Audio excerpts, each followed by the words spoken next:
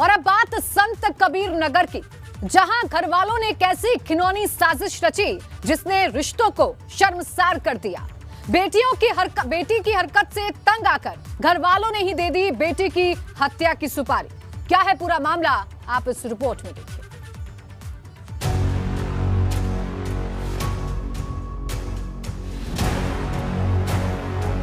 रात के अंधेरे में एक खाली पड़े प्लॉट में पुलिस छानबीन की तस्वीरें उस दिन की है जब संत कबीर नगर में एक लड़की की अधजली लाश मिलने की खबर से हड़कंप मच गया था। पुलिस जब मौके पर पहुंची थी और उस लड़की की शिनाख्त कराई गई थी तो पहचान रंजना यादव के रूप में हुई थी, लेकिन पुलिस के लिए इस वारदात के पीछे की वजह और हथियारों तक पहुंचना चुनौती था। 4 तारीख को शाम में धनगटा थाना क्षेत्र अंतर्गत एक अज्ञात महिला का शव जली हुई स्थिति में हमें मिला था और उस शव के पीछे धनगटा पुलिस द्वारा 302-201 का मुकदमा लेकर उसमें विवेचना प्रारंभ की गई थी। इसमें हमने प्रयास करने के क्रम में मीडिया के माध्यम से भी एक पैम्पलेट कई जगहों पर सर्कुलेट करवाया था, क्योंकि हमें ऐसा संदेह था कि बाहर से कहीं से किसी के द्वारा ये शव लाके धनगटा थाना क्षेत्र में रखा गया और वहां इसको जलाने का प्रयास किया गया है। संत कबीर नगर में हॉरर किलिंग से सनसनी, बेटी की हत्या कर जला दी गई थी लाश।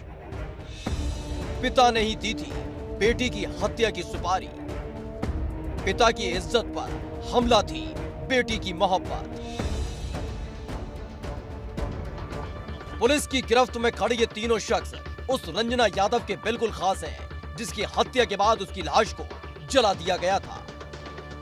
इनमें एक शख्स वो है जिसने रंजना को जिंदगी दी थी, तो दूसरा शख्स वो इंसान है जिसे रंजना हर साल राखी बांधती थी और ये उसकी जिंदगी को महफूज रखने का वादा करता था। तो वहीं तीसरा कातिल भी कोई बाहरी नहीं बल्कि रंजना का बहनोई है। महिला के परिवार की पहचान हो गई और उससे महिला की पहचान हो गई। ये जो मृतका है ये रंजना यादव नाम की महिला थी जो बेलघाट थाना क्षेत्र की रहने वाली थी, पुत्री कैलाश यादव। इसमें इनके पिता कैलाश यादव, इनके भाई अजीत यादव तथा इनके बहनोई सत्य प्रकाश यादव जो मौली थाना क्षेत्र के महोबरा के रहने वाले थे, तथा सीताराम यादव पुत्र रामसरन यादव ये डोमडी ये भी मौली के रहने वाले थे। इन 4 अभियुक्तों को गिरफ्तार किया गया है। धनगटा थाना क्षेत्र में रंजना की लाश मिलने के बाद से पुलिस की कई टीमों को तफ्तीश में लगाया गया था। इस दौरान पुलिस के हाथ एक सीसीटीवी फुटेज भी लगा था, जिसने पुलिस को कातिलों तक पहुंचने में काफी हद तक मदद मिली।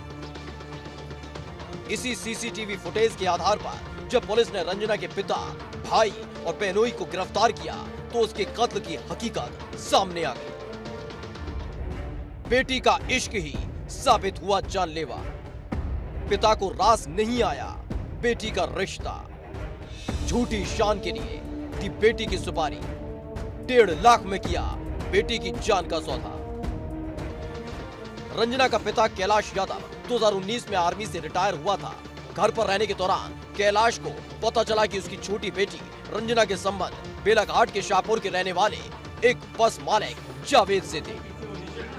इसी दौरान दिसंबर 2019 में रंजना अपने प्रेमी के साथ घर छोड़कर चली गई थी, जिसमें कैलाश यादव ने रंजना के प्रेमी पर अपहरण और हत्या की आशंका का केस दर्ज कराया था, जिसमें पुलिस ने मार्च 2020 में रंजना को बरामद किया और उसने अपने पिता के आरोपों के खिलाफ बयान दिया था। इनकी जो पुत्री थी वो एक बगल के ही जावेद नामक व्यक्ति से प्रेम करती थी और उनके साथ रहना चाहती थी और पूर्व में उनके साथ भाग भी चुकी थी और पुलिस द्वारा इनको बरामद किया गया था। और ये बार बार उसी के पास जाती थी जिससे इनके परिवार वाले शुभ थे और वो नहीं चाहते थे कि वो उनसे शादी करे। बेटी के बार बार अपने प्रेमी के पास जाने और परिवार की इज्जत भरे बाजार में उछाले जाने से पूरा परिवार परेशान था। इसलिए कैलाश ने अपने बेटे और दामाद के साथ मिलकर रंजना की मौत की साजिश रची और उसकी हत्या को अंजाम दे डाला।